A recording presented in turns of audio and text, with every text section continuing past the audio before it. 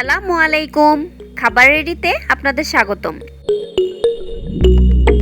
Roast নামটা মুখে এলেই মনে হয় বিয়েবাড়ির খাবারের ফ্লেভার। সেরকম থকথকে ঝোল, মাংসের জুসিনেস যেন ভোজনপ্রিয়দের মুখে লেগে থাকার মতো। আজ আপনাদের জন্য সেই রকমই বিয়েবাড়ি ফ্লেভারের শাহী রোস্টের একটি রেসিপি শেয়ার করব, যেখানে আমি ঘরোয়া উপকরণগুলোর ব্যবহারই বেশি করেছি। খুব একটা বেশি বাহিরের মশলা ব্যবহার করিনি, যেন আপনারা খুব সহজেই রোস্টটি তৈরি করতে পারেন। সেভাবেই রোস্টটি রান্না করেছি। চলুন দেখে নিই শাহী রোস্টটি তৈরি করতে যা যা লাগছে।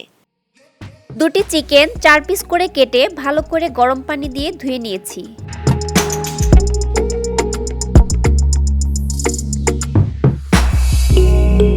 এতে পরিমাণ মতো লবণ দিয়ে ভালো করে মেখে কিছু সময় রেখে দেব এবং অন্যান্য কাজগুলো করে নেব।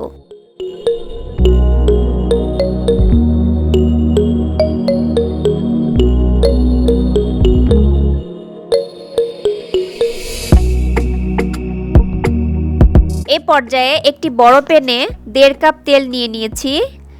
এতে 2 চা চামচ ঘি দিয়ে দেব। আপনারা আপনাদের প্রয়োজন মতো দিয়ে নেবেন। এই তেলেই আমি পেঁয়াজের বেরেস্তা ও চিকেনগুলো রান্না করব, যার ফলে ঘিয়ের অ্যারোমা বেরেস্তা ও রোস্টেও বজায় থাকবে। বেরেস্তার জন্য 2 কাপ পেঁয়াজ কুচি দিয়েছি।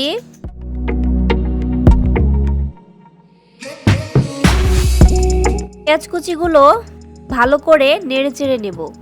অল্প কিছু সময়ের মধ্যেই পেঁয়াজগুলো ব্রাউন কালার হয়ে এলে বুঝতে হবে বেরেস্তাগুলো হয়ে গেছে, কিন্তু ভাজার সময় খেয়াল রাখতে হবে যেন বেরেস্তাগুলো পুড়ে না যায়। এখন তেল ঝেড়ে নামিয়ে নেব। এবার ভাজা বেরেস্তার উপর 1 টেবিল চামচ চিনি দিয়ে মিক্সড করব। এতে করে বেরেস্তাগুলো ঝরঝরে এবং মচমচে থাকবে। বেরেস্তাগুলো থেকে ঘিয়ের সুন্দর একটি ফ্লেভার আসছে। আপনারা চাইলে এভাবে বেশি করে ভেজে বয়ামে ভরে বেশ কয়েকদিনের জন্য বেরেস্তাগুলো রেখে দিতে পারেন। বেরেস্তা ভাজার পর অবশিষ্ট তেলগুলো রেখে দিব রোস্টগুলো রান্নার জন্য। এখানে একটি বড় দারুচিনি 5 থেকে 6 টুকরো করে নিয়েছি, লং 6 থেকে 7টি, কালো গোলমরিচ 1 চা চামচ, ছোট এলাচ 12 থেকে 13টি, তেজপাতা 4 থেকে 5টি মাঝ বরাবর কেটে নিয়েছি, জয়ফল 1টি। আরও যা যা উপকরণ লাগবে আমি রান্নার সময় দেখিয়ে দেব। এখানে হাফ কাপের মতো টক দই নিয়েছি, আমি ঘরেই বানিয়েছি টক দই। এর ভেতরে কাঠবাদাম পেস্ট দিয়েছি 1 টেবিল চামচ ও জয়ফল পেস্ট দিয়েছি 1 চা চামচ। ভালো করে নেড়েচেড়ে নেব। সাথে সামান্য পরিমাণ ফুড গ্রেড কালার দিয়েছি, যার ফলে রোস্টের কালার একটু গাঢ় হবে। সবগুলো উপকরণ ভালো করে মিক্সড করে নেব। এই ফুড গ্রেড কালারটা অপশনাল, আপনারা চাইলে দিতে পারেন অথবা নাও দিতে পারেন। এই পর্যায়ে সেই লবণ দিয়ে মেখে রাখা চিকেনগুলোতে একে একে উপকরণগুলো দিয়ে দিচ্ছি। আদা বাটা দিয়েছি 2 টেবিল চামচ, রসুন বাটা দিয়েছি 2 টেবিল চামচ, জিরা বাটা 2 টেবিল চামচ। এবার জয়ফল ছাড়া এই বাকি উপকরণগুলো আমি দিয়ে দিচ্ছি।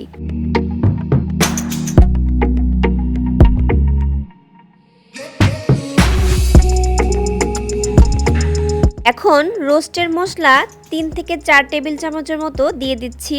বাজারে বিভিন্ন ব্র্যান্ডের মশলা পাওয়া যায়, আপনারা যে কোনো ব্র্যান্ডের মশলা ইউজ করতে পারেন। ভেজে রাখা বেরেস্তাগুলো থেকে অর্ধেকটুকু দিয়ে দিচ্ছি। এখন সেই বেরেস্তার অবশিষ্ট তেল 1 কাপ পরিমাণ দিয়ে দিচ্ছি।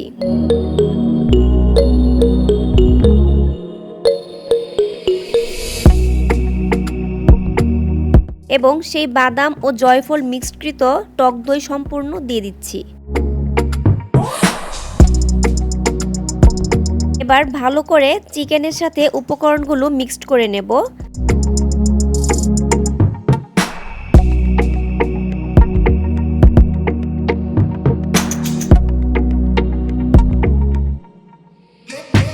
দিচ্ছি সামান্য পরিমাণ টমেটো সস। ভালো করে মিক্সড করে নিব।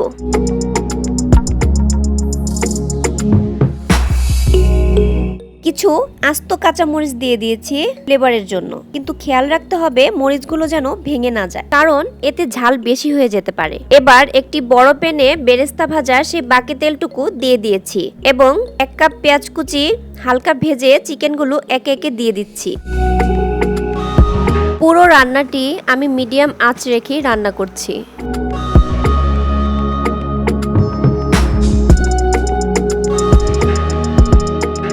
এবার 1.5 চা চামচ মরিচের গুঁড়ো দিয়ে দিচ্ছি। চিকেনগুলো ভালো করে নেড়েচেড়ে কষিয়ে নেব, কারণ পানি দেওয়ার আগে চিকেনগুলো ভালো করে যদি কষানো না হয় তাহলে চিকেনের ভেতরে ভালো করে মশলাগুলো ঢুকবে না, কাঁচা চিকেনের স্মেলটা আসবে। তাই খেয়াল রাখতে হবে ভালো করে চিকেনগুলো 10 থেকে 15 মিনিট কষিয়ে নিয়ে তারপর পানি দেব। এ পর্যায়ে চিকেনগুলো কষানো হয়ে গেছে, আমি 1.5 কাপের মতো পানি দিয়ে দিচ্ছি এবং আবারও ভালো করে নেড়েচেড়ে নেব।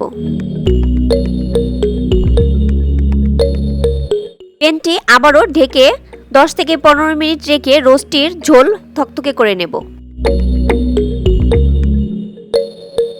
ব্যাস হয়ে গেছে ঘরোয়া উপকরণে বিয়েবাড়ির শাহী চিকেন রোস্ট। এর ভেতর আপনারা চাইলে অল্প পরিমাণ কেওড়া ও গোলাপ জল দিয়ে নিতে পারেন একটু ফ্লেভারের জন্য।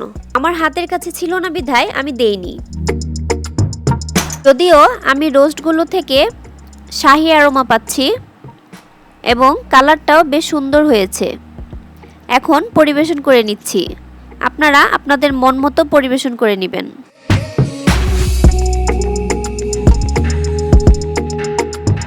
রান্না একটি শিল্প, এই শিল্পের প্রতিটা কারুকাজ ধরন নৈপুণ্যের পেছনে রয়েছে রাঁধুনিদের জীবনের প্রতিচ্ছবি। খাবার রেডি সবসময় রন্ধন শিল্পের সাথে যারা জড়িত তাদেরকে স্যালুট জানায়।